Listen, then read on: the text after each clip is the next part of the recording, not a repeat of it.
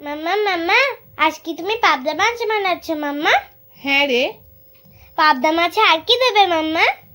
পাশে বসে দেখ কিভাবে করি। নমস্কার।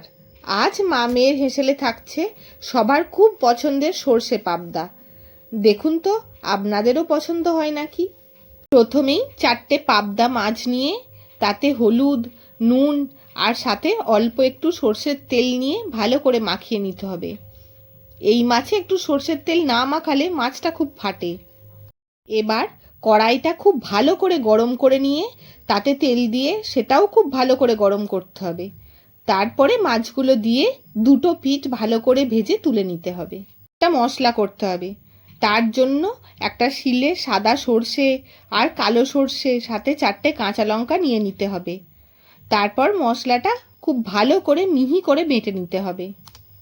এখন কালো জিরে ফোড়ন দিয়ে তাতে একটা টমেটো কুচি দিয়ে দিতে হবে। তারপর ভালো করে টমেটোটা বেশ গলে গেলে তাতে 4টে কাঁচা লঙ্কা দিয়ে পেস্ট করে রাখা মশলাটা দিয়ে একটু কষিয়ে নিতে হবে। এখন তাতে পরিমাণ মতো নুন, হলুদ গুঁড়ো দিয়ে আবারও মশলাটা মিশিয়ে নিতে হবে। এরকম সুন্দর একটা রং এলে সাথে তেল ছেড়ে দেওয়া পর্যন্ত মশলাটা এইভাবেই কষাতে হবে। তারপর মশলা ধোয়া 1 বাটি জল দিয়ে দিতে হবে। এরপর মাছগুলো দিয়ে দিতে হবে। মাছগুলো দিয়ে একটু ফুটে এলে তাতে অল্প ধনেপাতা কুচি ছড়িয়ে নামিয়ে গরম 1 থালা ভাতের সাথে পরিবেশন করুন। ভীষণ লোভনীয়, সবার পছন্দের সর্ষে পাবদা।